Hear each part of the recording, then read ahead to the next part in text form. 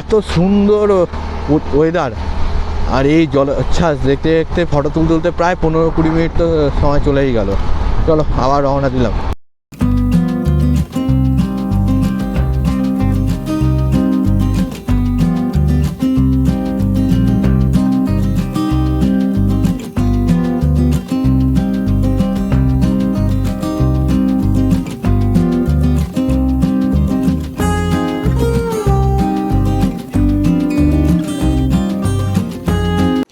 এই হচ্ছে রুমটা নিয়েছে 1200 টাকা। এই রুমটা একটা আয়নার সাথে একটা ওয়ার্ড্রপ, টাওয়াল দিয়েছে। আর এই হচ্ছে এসিও রয়েছে 1200 টাকার মধ্যে এসি।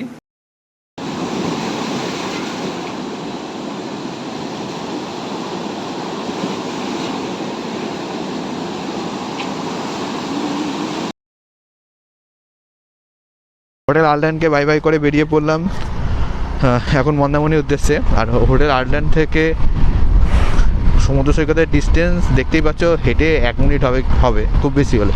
আসতে পারো, ভালো, খারাপ না। তবে সোম থেকে বুধবারের মধ্যে আসলে ওই রেঞ্জটা হয়ে যাবে হচ্ছে তোমার নন এসি 700 টাকা থেকে 800, আর এসি হয়ে যাবে 1200 টাকার মধ্যে। যেটা আমরা ছিলাম সেটা 1200 টাকা রুম। আর তোমরা বাসে নামবে হচ্ছে সৈকত আবাসের সামনে, বাসে করে আসলে নামবে সৈকত আবাসের সামনে। সৈকত আবাস থেকে হেঁটে 3 মিনিট বলতে বলতে চলে এলো মেন রোড।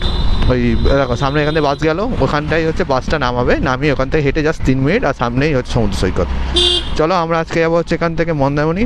তবে মন্দারমণি ডাইরেক্ট যাবো না, মন্দারমণি যাওয়ার জন্য আমরা ফার্স্টে এখান থেকে যাব হচ্ছে তোমার তাজপুর হয়ে, শঙ্করপুর তাজপুর ঘুরতে ঘুরতে যাবো হচ্ছে মন্দারমণি।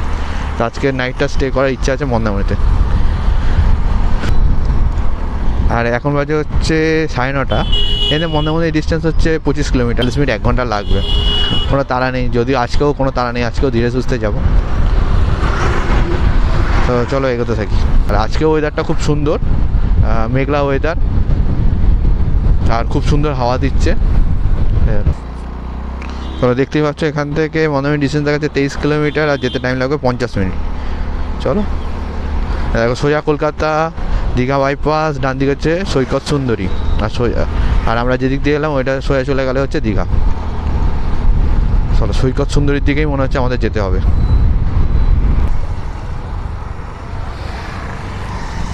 এখান থেকে রাইড নিয়ে নেবো, এই সোজা চলে যাচ্ছে মন্দারমণি, তাজপুর, শঙ্করপুর। আমরা ফার্স্ট এখান থেকে Mandarmani distance 20 kilometre, Shankarpur 6 kilometre. আমরা ফার্স্টে শঙ্করপুর যাবো, দেন তাজপুর, দেন যাবো মন্দারমণি, সব ঘুরতে ঘুরতেই যাবো।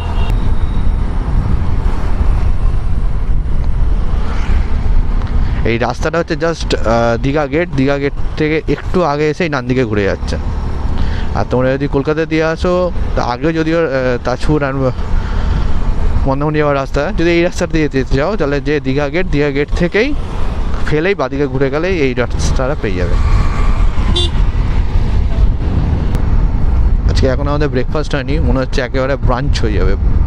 ব্রেকফাস্ট আর লাঞ্চ মিলে একদম ব্রাঞ্চ করে দেবো মনে হচ্ছে।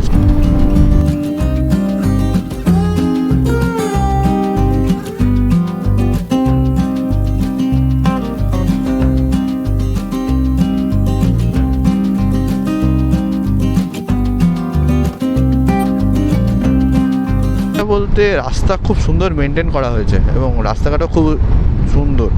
হ্যাঁ, মাঝে মাঝে একটা দুটো প্যাচেস আছে, সেটা কিছু করার নেই। তবে যেখানে প্যাচেস হচ্ছে সেখানে দেখলাম কাজ চলছে, প্যাচেস ফিল আপের কাজ চলছে, কিন্তু রাস্তাঘাট খুব সুন্দর, কোনো জায়গায় সেরকম কিছু নেই। আর দীঘা, প্রথমেই বললাম আমি, এটা ফার্স্ট টাইম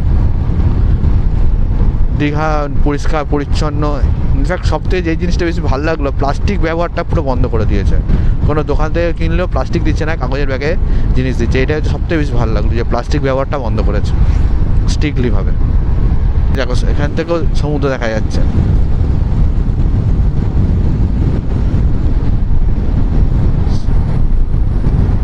দারুণ লাগছে, দেখো, জানি না তোমরা কতটা দেখতে পাচ্ছ, বাট দারুণ লাগছে, দারুণ।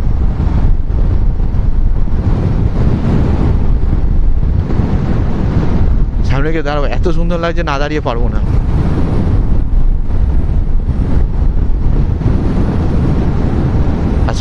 আশা করি দেখতে পাচ্ছ।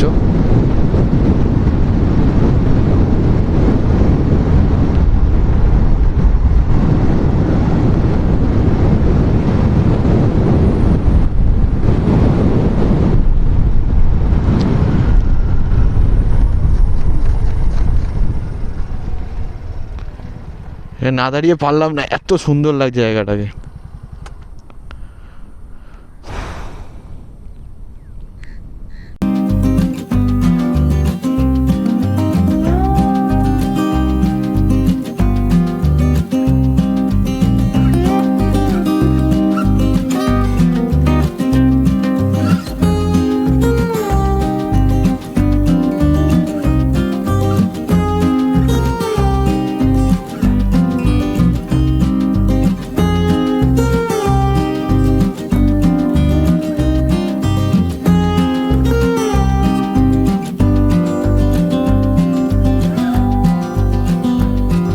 সোজা তাজপুর হচ্ছে 6 কিলোমিটার, আর রামনগর যাবো না বাদিকে, আর আমরা চলে যাবো সোজা তাজপুরের দিকে, আর ডান দিকে চলে যাচ্ছে শঙ্করপুর ফিশিং বন্দর।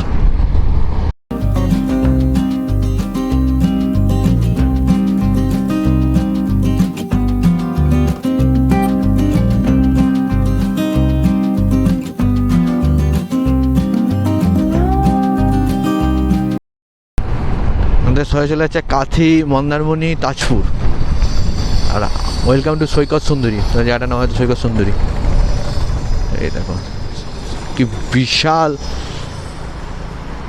সমুদ্র, আর আমরা আছি এখন মেরিন ড্রাইভ। এখানে দাঁড়া ফটো তুলি।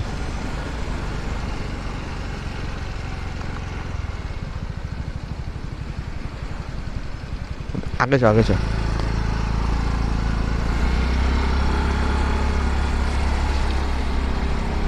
এখানে উঠে দাঁড়াতে পারবি তো?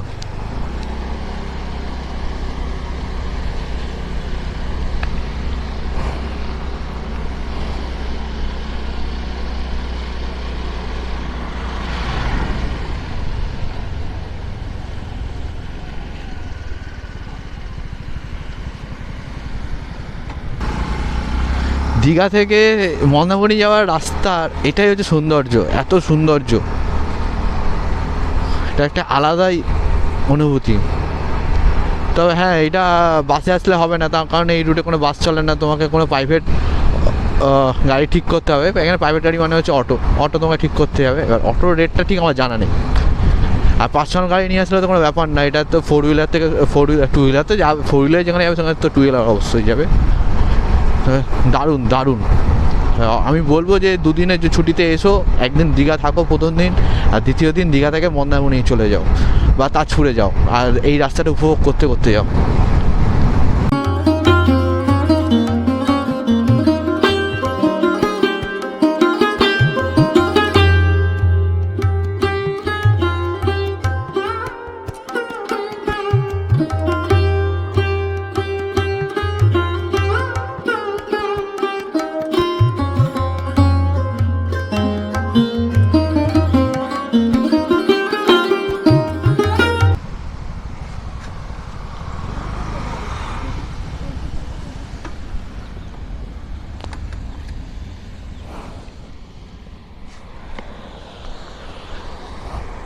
আমরা চলে এলাম, দাঁড়িয়েই পড়লাম এত সুন্দর রাস্তা দেখে, কি দারুণ লাগছে, মানে বলে বোঝাতে পারবো না।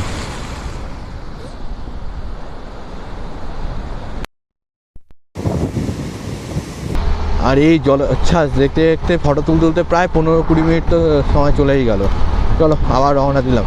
মানে জল দেখতেই পাচ্ছ, জল পুরো একদম রাস্তায় উঠে আসছে, আর দাঁড়িয়ে থাকলে পুরো ভিজে গেলাম।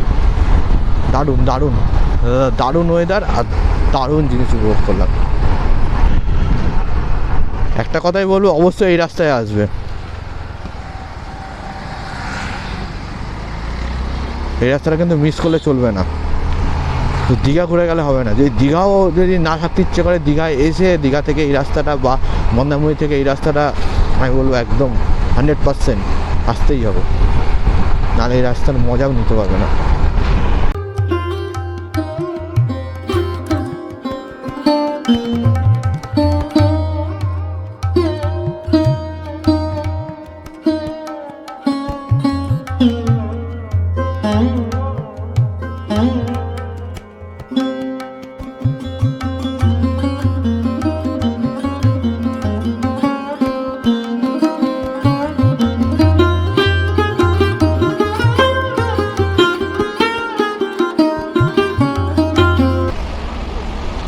তোমার সাথে দেখা হচ্ছে একদম হোটেলেতে।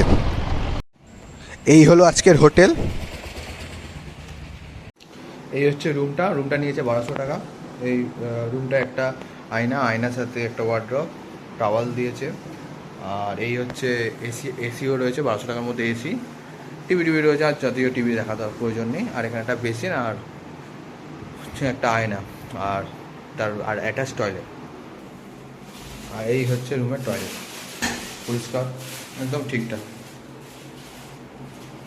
আর সামনেই রয়েছে হচ্ছে এই পর্দা সরালেই বেরিয়ে একটা ব্যালকনি, আর এই সামনেই সমুদ্র সৈকত।